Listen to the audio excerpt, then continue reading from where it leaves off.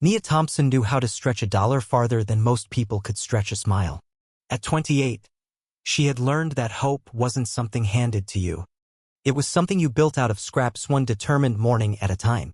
She lived on the 3rd floor of a tired brick apartment building at the edge of downtown, where the hallway lights flickered and the elevators groaned like a dying breath. Her unit was small, 1 bedroom, 1 bath, a kitchenette barely big enough to turn around in. But inside it was home. The walls were lined with second-hand books. The couch was a little threadbare. The curtains she'd sewn herself from discount fabric fluttered each time a breeze slipped through the cracked window. Still, Nia filled the space with warmth, vanilla candles flickering on windowsills, old soul music humming from a tiny Bluetooth speaker, and mismatched mugs clinking with tired but grateful sighs. She worked 2 jobs. Cashier by day, waitress by night. When she wasn't hustling between shifts, she was tutoring her younger sister, Jasmine, who was deep in her nursing studies. Most months, the fridge was more light than food. Bills came in thick envelopes with red-letter warnings. Somehow she always managed. Because giving up? Not an option. But giving away her last $20? Even for Nia, that one stung. She could still feel the ghost of that $20 bill between her fingers as she trudged home through the city's wet, quiet streets. Rain misted in the glow of street lamps, neon signs flickered in shuttered shop windows, and the whole city seemed to breathe a damp, electric hush. Her coat clung to her arms as she clutched her bag tighter, not out of fear, but the instinct of someone who knew that losing even a little could mean losing it all. As she turned the corner toward her building, she felt something strange twist in her chest. Not regret. Something softer. An ache.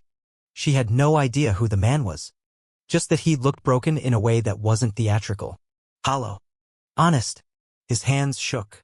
His voice barely rose above the rain.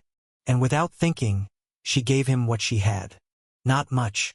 But it was all she could spare. Still soaked when she got home, Nia kicked off her shoes and wrapped herself in a blanket. The radiator sputtered but didn't do much. The tea kettle whistled a weak tune. She sipped hot water and tried not to think about how far payday was, about how little she had left. She told herself, one thing at a time. One prayer at a time. She dozed off, curled on the couch, listening to the storm outside. Then came a noise. Soft at first. A tap, tap, a low rustling. Her eyes opened.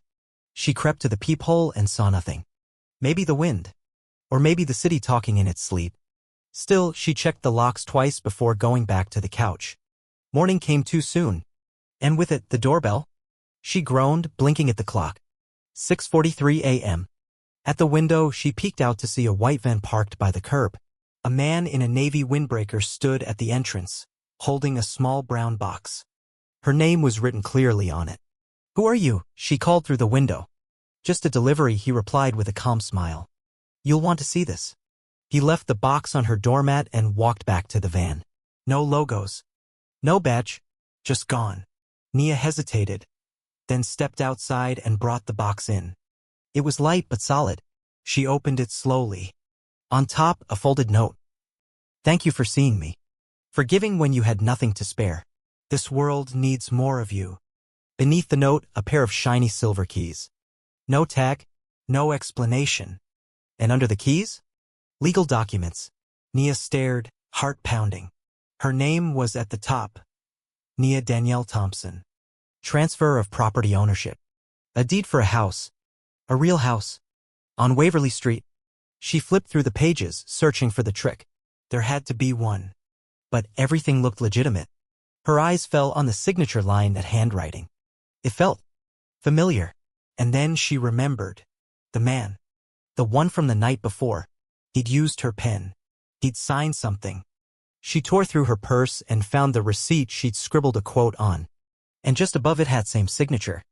Her phone rang. Unknown number. "Miss Thompson?" A warm, slightly raspy voice said. "Yes. My name is Richard Hayes. I believe you met me outside the grocery store."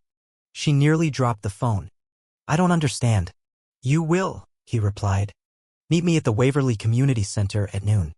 He hung up. At noon, Nia arrived at a modest brick building tucked behind an old park. She stepped into a worn meeting room with scratched floors and folding chairs. And there, seated by the window, was Hayes. Clean-shaven, calm, in a gray sweater and jeans. He stood when he saw her. "Miss Thompson," he said, smiling. "Thank you for coming." She nodded, sat down. "I owe you an explanation," he began. "I wasn't who I seemed. I run the Waverly Trust, a private foundation. We help with housing, healthcare, education. Quietly. No headlines. And once a year, I go out alone. No cameras. No staff. I look for someone who shows kindness with nothing to gain. You, Miss Thompson, were that person." He told her about others he'd approached, those who turned away, those who offered scraps with strings. But Nia? She gave all she had. No questions. No expectations. Just kindness. "The house is yours," Hayes said. "Free and clear. A new beginning." Nia covered her mouth, tears threatening. "I don't deserve this," she whispered. "You do," he said. "The world needs people like you. And sometimes good people deserve miracles too." Nia never saw Hayes again. But she saw the house. A modest, single-story cottage. Her sister Jasmine helped her move in. Together, they made it home. They painted, cooked, laughed, grew. Nia no longer woke in fear of eviction or empty fridges. Instead, she woke with purpose.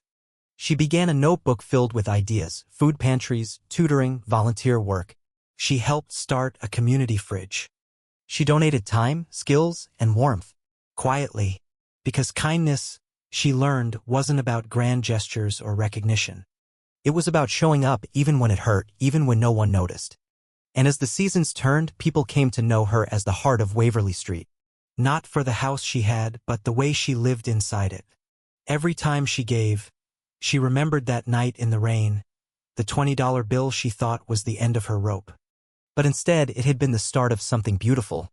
A small act of kindness had rewritten her entire life. And now every act she offered in return was a chapter in that story, still unfolding, still full of hope. Nia Thompson knew how to stretch a dollar farther than most people could stretch a smile. At 28, she had learned that hope wasn't something handed to you. It was something you built out of scraps, one determined morning at a time. She lived on the third floor of a tired brick apartment building at the edge of downtown, where the hallway lights flickered and the elevators groaned like a dying breath. Her unit was small, one bedroom, one bath, a kitchenette barely big enough to turn around in. But inside it was home. The walls were lined with second-hand books. The couch was a little threadbare. The curtains she'd sewn herself from discount fabric fluttered each time a breeze slipped through the cracked window. Still, Nia filled the space with warmth, vanilla candles